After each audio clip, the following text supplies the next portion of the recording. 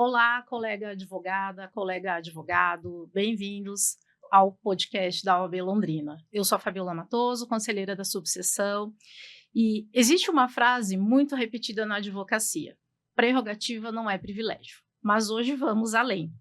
Quando falamos de prerrogativas das advogadas, estamos falando de respeito profissional, igualdade e condições dignas de trabalho. E sobre essa realidade que vamos conversar hoje, aqui com 3 integrantes da Comissão de Defesa das Prerrogativas Profissionais da OAB Londrina. Estão aqui comigo a doutora Tatiana Antunes, doutora Beatriz Dagger e a doutora Monique Lopes. Doutoras, quando eu falo prerrogativas das advogadas, o que vem na cabeça de vocês? Pode começar, Tati. A primeira vez que eu escutei prerrogativas das advogadas causou um pouco de estranheza, assim, será que tem essa necessidade de diferenciar, já que a gente busca tanta igualdade? Só que depois basta ler quais são as prerrogativas das advogadas que tem ali especificamente no nosso estatuto e você entende que são mais do que necessárias. É o mínimo que a gente precisa garantir para que a gente consiga o livre exercício da advocacia. Sim, sim. Eu diria que é para nos colocar em condição de igualdade frente ao nosso cliente, quando ele escolhe ter como patrona uma mulher. Em relação ao cliente que escolheu ter como patrono um advogado homem. Sim. Quando nós somos barradas em um detector de metal, né, num body scan, como a Tati vai poder explicar aqui, não está sendo cerceado só o nosso direito de ir lá e conversar com o nosso cliente. Está sendo cerceado o direito do nosso cliente. Exatamente, porque a prerrogativa também ela é pro cliente também, né? É nossa prerrogativa, mas também ali nós estamos defendendo o nosso cliente, né? Né, doutora? Doutora? Eu estou aqui pensando, quando que foi a primeira vez que eu ouvi falar sobre prerrogativas, eu confesso que eu demorei um pouco depois que eu saí da graduação para ter contato com o tema das prerrogativas e inclusive já fazendo um merchan aqui, nós temos o projeto do Prerrogativas nas universidades, justamente para poder levar para os estudantes e para as estudantes esse tema que é tão importante. Mas eu acho que as prerrogativas da mulher advogada, elas surgem num contexto no qual a gente precisa entender que nós não sofremos as mesmas violações institucionais, as mesmas violações que os homens. Exatamente. Então, os preconceitos que nós enfrentamos, eles são muito distintos do homem. Então, principalmente nós que somos criminalistas, mulheres, né, nós sabemos que, eu e a Monique, né, aqui nós sabemos que por sermos mulheres, entrando num presídio, por sermos mulheres, é muito mais difícil. Sim. Então, nós temos questões, né, Monique, nas quais nos são negadas o acesso ao nosso cliente, porque estamos gestando, né? No caso, a Tati vai poder falar sobre isso, mas isso vai impactar justamente no seguinte ponto. Nós temos menos possibilidade de trabalhar e, portanto, isso mostra que a sociedade também não está pronta para nos incluir. Exatamente. De acordo com as nossas diferenças. Exatamente. E o que a doutora falou, a doutora Beatriz falou é muito importante, né? A questão das universidades, nós não temos nas universidades uma disciplina de prerrogativas e fiscalização também, né? Mas não temos, e isso é de extrema importância, porque o estudante termina a faculdade, muitas vezes sem saber quais são as suas prerrogativas, quando se tornam advogados, se tornam advogadas, aí eles não sabem, né, no início da carreira. E doutora, você falou sobre essa questão das prerrogativas, quais são as prerrogativas das advogadas? As prerrogativas das advogadas, elas são as mesmas prerrogativas que as dos advogados. Mas nós temos aí a Lei Júlia Matos, que vai ser tratada depois pela Tati. E tem algumas que eu gostaria de reforçar aqui, muito brevemente, que eu acho que todo mundo deveria saber, né? Ponto 1. Nenhuma advogada ou advogado pode ter uma busca e apreensão no seu escritório de advocacia sem o acompanhamento de um representante da ordem para ter ali a garantia de que nada vai ser violado dentro do seu ambiente de trabalho e que nenhuma informação confidencial do seu cliente vai ser repassada a terceiros. Outro ponto que eu acho muito importante é a questão da vista aos autos, né? Que é um problema reiterado que a gente tem, Sim. mas que todo advogado e advogada tem direito de ter acesso, ter vista aos autos, mesmo sem o instrumento de procuração, quando tiver a justificativa ali de uma urgência, enfim. E essa é uma questão que a gente luta muito, né? Para conseguir fazer valer. Mas eu acho que é importante também a gente reforçar que, em que pese nós tenhamos as prerrogativas na lei, precisamos da nossa comissão diariamente atuando para fazer valer e que nem sempre também temos uma garantia frente ao Estado de que a gente vai conseguir efetivamente 100% validar aquilo que está na lei, mas que a gente busca incessantemente que isso aconteça. Outro ponto também, e eu acho que especialmente para nós advogadas é muito mais difícil, e a gente tem essa tendência, até por uma imposição social, de abaixar a cabeça, né, porque nos fazem isso com a gente. Exato, somos criadas para abaixar a cabeça. Me permite uma parte. Claro. Vem muito também uma falsa gentileza, um falso cuidado com nós, mulheres. Doutora, fique à vontade, sente-se. Você vem embelezar o lugar. Nossa, essa é a clássica, né? Você uhum. vem embelezar esse lugar. A beleza da doutora. Nossa, a doutora tão jovem, né? Está aqui na delegacia. Isso é. Não, e a doutora Beatriz falou assim da questão de criminalista. Quando as pessoas falam, nossa, mas você é criminalista? Com essa carinha de boneca. Tão bonitinha. Não tem medo, não tem medo. Idade pra ser minha filha. E eu acho que essa parte das prerrogativas das mulheres, dessa necessidade da gente defender, é porque muitas vezes ela vem velada. Sim. Então, a gente também tem dificuldade de ter esse acesso ao que são prerrogativas durante a graduação. Então, já tem algumas coisas que são distantes. A gente só acaba aprendendo no exercício da profissão. No dia a dia. E das mulheres ainda, porque ela nem sempre vai ser tão escancarada. Então, essa violência de gênero, ela vem muito velada na nossa profissão. E a gente acaba passando, né? Tipo assim, relevando, porque, como a Tati falou, vem muito velado, muito assim, né? Olha. E às vezes a inexperiência, né? Às vezes a inexperiência. Insegurança também no nosso início de carreira, né? Então, isso nos faz, num primeiro momento, acho que não foi bem assim. Sim. Não, vamos relevar um pouquinho. Você não tem certeza, né? Você não consegue bater o martelo que aquilo foi uma violência de gênero. Exatamente. O receio de prejudicar o cliente, de repente, de será que vale a pena eu comprar essa briga? Porque às vezes não foi nada demais, né? Foi só um elogio mesmo. E não é. Exatamente, não é apenas um elogio, né? Sim. E assim, a doutora Beatriz falou da questão das prerrogativas das advogadas, elas são as mesmas ali. Mas nós temos as questões da violência de gênero, do machismo, da misoginia, do assédio. As pessoas não pensam, não, mas o assédio não é uma violação. Além de um crime, também é uma violação de prerrogativas.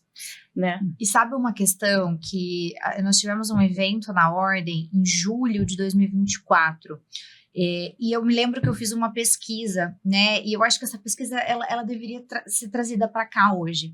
Nós somos mais de 50% do quadro de advogadas, né? Então, nós representamos a maioria dos escritórios. Sim. Mas o nosso nome na porta, os nossos cargos de gestão de poder, eles são infinitamente menores que o dos homens.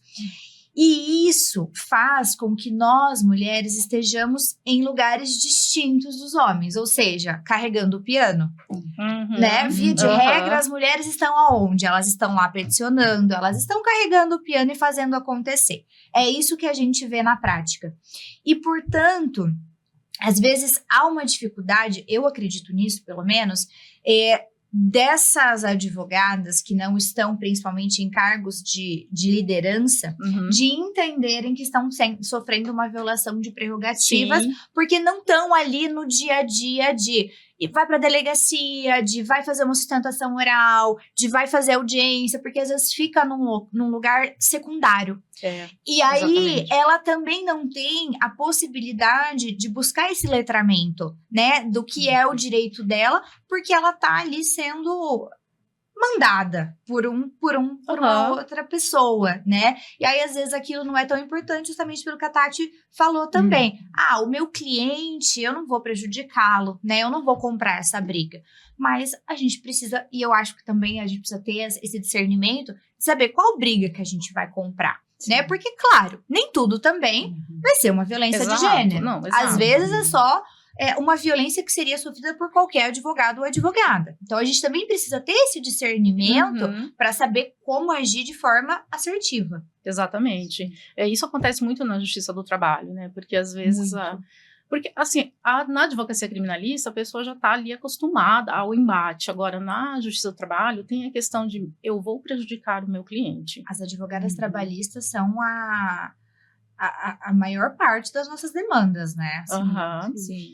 Exatamente. E também, assim, durante muito tempo, a advocacia foi uma profissão majoritariamente masculina. Hoje não mais, hoje nós somos a maioria dentro da OAB Paraná e acredito que também no Brasil, né? Eu lembro que em 2012, que era o ano que eu fiz faculdade, já de modo bastante informal pude perceber pelas salas, né, do curso, que pelo menos 50% eram mulheres. Então, é complicado olhar hoje, mais de uma década, hoje é 70, 80, viu? Perceber que é um número tão alto, mas ainda são poucos os colegas que, como disse a doutora Beatriz, estão em cargos de liderança, estão como nome de escritório, né, e que sofrem diariamente tantas violações. Sim, exatamente, porque as regras, elas foram pensadas sem considerar as necessidades da mulher. Por exemplo, se é difícil a gente, às vezes, pensar em prerrogativas das advogadas, imagine prerrogativas das advogadas gestantes.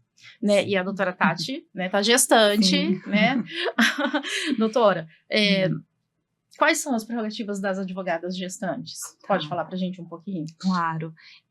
Essa inclusão no nosso estatuto, ela veio através da Lei Júlia Matos, que foi quando a Daniela Teixeira, na época advogada e hoje ministra do STJ, ela precisou fazer uma sustentação oral no CNJ, teve o seu pedido de preferência negado e precisou aguardar por muitas horas lá a sua ordem de sustentação. E ela fez a sustentação, só que ela saiu de lá direto já para o hospital. Sim. Teve um parto prematuro, ela não tinha nem completado 30 semanas de gestação. E a sua filha nasceu bastante prematura, precisando ainda de uma internação mais prolongada. E isso marcou bastante, as mulheres se uniram, não só as mulheres, porque uma das coisas que a gente fala também, muito mais do que só as mulheres fazerem isso, são os homens reconhecerem e também comprar essa briga. E foi quando veio, então, essa legislação para incluir no nosso artigo 7º os direitos também das mulheres gestantes, lactantes, adotantes ou que vierem dar à luz. Então, especificamente da gestante, a gente tem a prerrogativa de não ser submetida ao raio-x e ao detector de metais na entrada dos tribunais. E além disso, também a vaga para gestante é garantida em todas as repartições dos fóruns, tribunais. E tem também uma briga agora, né, começada pela OAB Paraná, para outras modificações também, pensando em estender, né, não só para os tribunais, mas também em outros locais em que se faz necessária a presença da advogada. Então, além dessas específicas para gestantes, temos também a questão da possibilidade de suspender os prazos processuais quando a advogada gestante, lactante, ou que vier dar à luz, for a única patrona da causa. Então, também tem a possibilidade da suspensão dos prazos, desde que notifique o cliente. E a prioridade, né, em sustentação oral, sim, né? Sim, isso não é respeitada. Que não é respeitada justamente recentemente, por conta, né? Não sei se ano passado, ano retrasado, teve uma advogada, né? Sim, tivemos Na também. Na verdade, toda semana a gente escuta, a gente vê situações aqui no Tribunal de Justiça de advogadas que estão ali lactantes ou que estão gestantes, e aí por organização do próprio tribunal, mas porque hoje o desembargador X, ele está substituindo aqui, então tem que esperar, ele vai substituir lá, vai vir para cá, então assim, você que espera. Então a preferência, ela na verdade não é 100% observada, né? A gente precisa acionar a comissão, a gente precisa brigar, precisa lutar pô, ser a primeira. Mas tem pedido de vista da semana passada, vai julgar esses primeiros, depois o desembargador vai chegar. Então, assim, na realidade, não é respeitado. E assim, vamos combinar. Quantas advogadas gestantes que você vai ter no tribunal numa tarde? Com certeza. E é uma coisa assim, né? Esses dias eu até vi acho que não foi nem em relação às mulheres advogadas, era algo assim de questão do estupro de vulnerável, né? Que teve essa questão do TJ de Minas. E no Brasil, o óbvio tem que ser deixado sempre mais óbvio. Né? Então, assim, e os direitos das advogadas, gestantes, eles sempre são desrespeitados. Os direitos das mulheres sempre são desrespeitados. Isso é muito complicado, no geral. Né? Além da preferência na sustentação oral também, até nas próprias audiências. E eu confesso que eu nunca vi isso. Eu nunca vi uma readequação de pauta por conta da gestação de uma advogada. E isso que a doutora Beatriz falou realmente, a gente acaba nem vendo muito, porque até por uma questão, às vezes, de eu vou me deslocar até aqui, vou para o tribunal, vou fazer pessoalmente lá, a sustentação, acaba dando preferência para que o colega, que às vezes trabalha junto, vá e faça, para que não tenha todo esse trâmite. Exatamente. E a gente acaba abrindo mão um pouco do exercício da nossa profissão para evitar algumas coisas, até o desgaste, né? Um pouco, não, muito, né? É igual quando você escuta e assim, né, via de regra, essas pessoas que estão violando são pais, né? Via de regra, nem não que precisem ser pais, né? Mas eu acho que tem uma coisa muito, muito curiosa disso. Então, doutora, subestabeleça o processo. Exatamente. Como se a relação contratual que você tem com o teu cliente, ela não fosse uma relação de confiança. Como se o exercício da tua profissão, ele pudesse ser terceirizado com tanta facilidade. Então, assim, o cliente... Gente, nós estamos aqui atuando em causas criminais que podem restringir a liberdade de alguém, ou alguém que já está com a liberdade restrita. Você, Tati, está aí lidando com, às vezes, um processo que é o processo da vida dessa pessoa, né? Trabalhou ali 30, 40 anos num lugar e precisa... Então, como se isso, né, essa relação de confiança que você estabelece ao contratar alguém, ela pudesse ser facilmente terceirizada. E tirando você de campo, né? Sim. Porque tem isso também. Você é mãe, então você é mãe. Você não pode ser profissional. Você não pode ser as duas coisas. Porque eu sempre vejo, né, com as colegas que são mães, mas cadê a tua filha? Quem que tá cuidando dela? Como se só a mãe ela pudesse exercer esse papel e como a partir do momento em que essa mulher é mãe, ela não pode ser outra coisa. Então, vamos lá, vamos tirar essa mulher de cena. Ela não pode passar no Poriscan, manda o sócio vir, manda o funcionário vir, o estagiário vir. Faça remoto. Faça remoto. É. Então, você percebe que a sociedade vai te tirando, vai escanteando, né? E aí, veladamente. Só que olha o tamanho do abuso físico e psicológico que nós passamos. Porque acaba por colocar na balança, devo priorizar esse momento tão importante da minha vida, me cuidar da minha gestação, ou priorizar meu cliente. O cliente que está ansioso para fazer essa audiência, para fazer esse júri. Para ser atendido por mim pessoalmente, porque não vê, Exatamente. porque quer me ver, quer ver a pessoa que ele contratou. Exatamente. Então, entra em toda essa questão da relação de confiança, mas também todo o psicológico que existe nessa relação também. Sim. E o quanto nos cobram para maternar, para ser mãe, para ser mãe e para maternar. Sim. O quanto nós somos cobradas e parece que se você não é mãe, você também não é completa. Mas a partir do momento em que você é mãe, nós não vamos viabilizar a sua atuação profissional, né? Nada vai ser feito para que você integre esse lugar, ou para que você permaneça integrando esse lugar, ou para que você esteja 100% aqui. Exatamente. Quantos colegas advogados nós temos que, a partir do momento que deram à luz, estagnaram na profissão. E os maridos continuaram. Exatamente. Né? E as mulheres, assim, eu tenho uma colega que não é nem da área do direito, ela é bióloga, ela tem doutorado e ela simplesmente não trabalha mais porque ela segue cuidando dos filhos e com o marido na carreira, avançando, prosperando. Tal. Exatamente. Aí, se ela volta para o mercado de trabalho, ela tem um lapso, ela tem uma lacuna na reatualizar, vida. Exatamente. Reinserir. Tem que lembrar os custos, porque hoje, para quem nós trabalhamos, né, tem que pensar, às vezes, ter uma super rede de apoio, ou então ter algum lugar de confiança que a gente possa ali deixar essa criança. E é muito importante, um dos projetos ali em questão da Lei Júlia Matos é a existência de espaços nos fóruns, espaços dentro da OAB, para que nós, advogadas, possamos ter certeza que nossa criança, nosso filho está ali no fórum, neste lugar, devidamente cuidado, para que possamos trabalhar. Acho que a doutora Beatriz acompanha um pouco dessas blitz da Júlia Matos, né? Isso é a blitz da Lei Júlia Matos, né, aqui no estado do Paraná, e que a Comissão de Prerrogativas daqui de Londrina, ela já estava desde o começo do 2025, né, fazendo essa vistoria nos fóruns, vendo se havia disponibilidade de vaga para gestantes, e fomos muito bem atendidos pelo Poder Judiciário, onde não tinha como fazer, né, por exemplo, fóruns muito de comarcas pequenas, né, o juiz fala, não, pode usar aquela vaga ali, ó. Usem a minha vaga. Usem a minha vaga, e isso foi muito interessante, assim, o acolhimento do judiciário, entender que dúvidas. Primeiro está na lei, né? Então tem que ser cumprido. E segundo, que não tivemos obstáculos com relação a isso, né?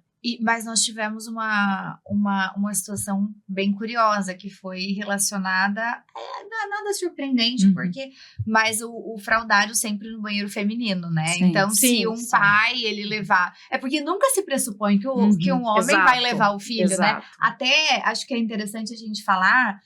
daquela situação na qual um pai foi levar o filho na sustentação oral e viralizou, e ele foi super elogiado pelos componentes da Câmara ali, eu quase certeza que era um tribunal de justiça, e ele foi super elogiado, nossa, que super pai, olha só, né, e aí cadê essa mãe, essa péssima mãe que deixou o pai entrar na sessão de julgamento, ou seja, na audiência, com o filho. E aí tivemos uma situação de uma advogada que era mãe solo e que o bebê estava chorando no momento em que ela foi se manifestar, e chamaram a atenção dela, doutora, tem uma criança chorando, isso não é problema nosso, a senhora que se vire, né? Então, a diferença de olha tratamento. A diferença do tratamento. E aqui, uma demanda que tem muito no plantão, que inclusive, né, a OAB Londrina, ela foi precursora nessa questão do atendimento exclusivo às mulheres advogadas, né? Um plantão para atender as demandas das advogadas, onde apenas mulheres atenderão outras mulheres. Porque tem essa diferença. Mas isso,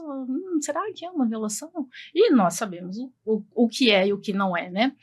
Uma demanda que chega bastante pra gente é uma questão da gestante no body scan, né? Inclusive, teve a questão judicializada para que elas não passassem pelo body scan nas penitenciárias. Tati, você tem conhecimento da judicialização, de como que está isso? Sim, a gente teve essa primeira decisão favorável, chegou a apresentar um recurso, mas recentemente, acho que no final do ano passado, essa decisão já transitou em julgado e está sendo cumprido para que todas as advogadas que precisem acessar qualquer unidade prisional aqui de Londrina, está dispensada de ser submetida a um body scan. Então, isso foi, de fato, uma vitória da advocacia, porque certeza. Mesmo que a gente já tinha essa previsão ali na questão da lei, né? Da lei, ainda precisou ser judicializada para que, de forma institucional ali, obrigasse que essa medida fosse cumprida. Ou seja, o óbvio precisa ser deixado mais óbvio. Não só dito, como reiterado. Exatamente, né? Lógico que existe um pequeno detalhe aqui, né? No início da gestação é um pouco mais difícil do que outras pessoas, os membros ali de uma delegacia, de um presídio, constate. Então, a gente só precisa comprovar essa situação gravídica, né? Um beta-HCG, uma declaração do médico falando que a gestação é de risco, simplesmente apresente essa documentação. Muito Até importante. Houve um convênio aqui da OAB Londrina com o DPEM, tem um número dentro do nosso canal de prerrogativas para que seja feito um cadastro prévio, mas é só para melhorar a comunicação, facilitar um pouco esse... o sistema ali não seja pego de surpresa. E isso evite um pouco de mais constrangimento para essa advogada. Que interessante. Acho que muitas advogadas gestantes não sabem desse cadastro, né? Então, isso é muito importante, né? Doutora Beatriz, quando a advogada tem as suas prerrogativas violadas, o que ela deve fazer? Bom, em primeiro lugar, você falou aí do nosso Prerrogativas Mulher, e é um projeto do qual nós nos orgulhamos muito. Sim. Né? Nós tivemos aí uma capacitação para poder atender as advogadas daqui, da nossa subseção. E mais que isso, né? A advogada que quer ser atendida por uma mulher. Sim. Mesmo que não se trate ali de uma violação de gênero, de uma situação específica de prerrogativas relacionada ao gênero. Ela pode ser atendida por uma mulher, porque nós sabemos o que nós passamos. Exatamente. A verdade é essa. Então, o primeiro ponto nós temos o Instagram Prerrogativas Londrina. Toda semana mudamos a escala do nosso plantão. Às sextas-feiras. Às sextas-feiras nós mudamos a escala do nosso plantão. Então, nós temos aí esse trabalho de deslocamento, de diálogo institucional. Sim. A gente fica o tempo todo dialogando entre as membras aí da comissão. Somos voluntários. Eu acho que é importante falar isso, Sim. né? Nosso trabalho ele é 100% voluntário. E a gente trabalha muito, né? Não necessariamente a gente fica ali mostrando o que está sendo feito, mas a gente está sempre trabalhando em favor das nossas colegas, das advogadas. E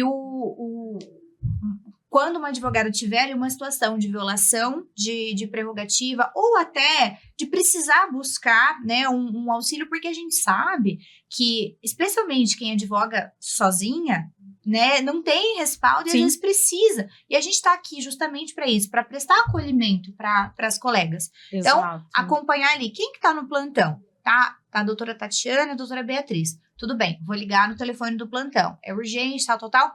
Temos também nossos telefones pessoais, às vezes a pessoa liga direto, já sabe. Sim. Acontece bastante. Tem um grupo em contato, liga direto, a gente está sempre à disposição. Então, qual que é a situação? A situação é essa. A gente vai dar a devida orientação. Muitas vezes não é uma questão de violação de prerrogativa, mas a gente sempre vai fazer o possível para encaminhar essa situação da melhor forma possível, tudo aquilo que está afligindo aquela pessoa que nos procurou. Muito bom. Doutora Monique, rapidamente, um recado para a jovem advogada que está agora nesse início de carreira e que para enfrentar muita coisa assim, como nós já enfrentamos. Olha, não abaixe a cabeça. Exatamente. Nós estamos aqui, posso falar aqui em nome de nós 4, mas todos os outros membros da Comissão de Prerrogativas, não se sinta insegura, não abaixe a cabeça, busque esse auxílio dos colegas, porque provavelmente está sendo alvo de uma violação de prerrogativas e muito velada, né? Muito velada. Após aquele ato, após aquela audiência, após aquele júri, talvez venha aqueles 5 minutos. Não acredito que aconteceu isso. Não acredito que o meu cliente teve que me ver passar por essa situação. Sim. Então, é um senhor desrespeito e a gente não deve aceitar. Não deve acertar. Jamais. Até me lembrei aqui de uma situação que atendi no plantão, né? Que era de uma colega. Ela tem já um tempo de atuação, mas por N razões, talvez até ali da vida privada, não vinha atuando. Um dia foi necessário se deslocar até um fórum, pretendia ir à sala da OAB, que nós temos acesso irrestrito, mais do que a sala da OAB a qualquer órgão público, né, qualquer fórum, está previsto na lei. Por talvez bastante desconhecimento e até por uma portaria do TJ, o vigilante, o servidor que estava naquele prédio, passou a perseguir, a gritar a colega pelo fórum. Doutora, não pode, não entre. Onde a doutora vai? Imagina o constituído dessa cliente lidando com essa situação. Exatamente. Então, assim, quando eu atendi essa chamada no plantão, eu me senti bastante desconfortável. É isso, né, doutora? Uma advocacia forte depende de advogadas respeitadas. Doutoras, eu agradeço muito o tempo de vocês, foi uma conversa muito boa. Quisera ter mais tempo aqui, acho que passaríamos um dia, uma semana, um mês falando sobre prerrogativas das advogadas e suas violações. Mas deixamos para um outro episódio. Eu agradeço você que acompanhou aqui o podcast da OAB Londrina e conte conosco sempre.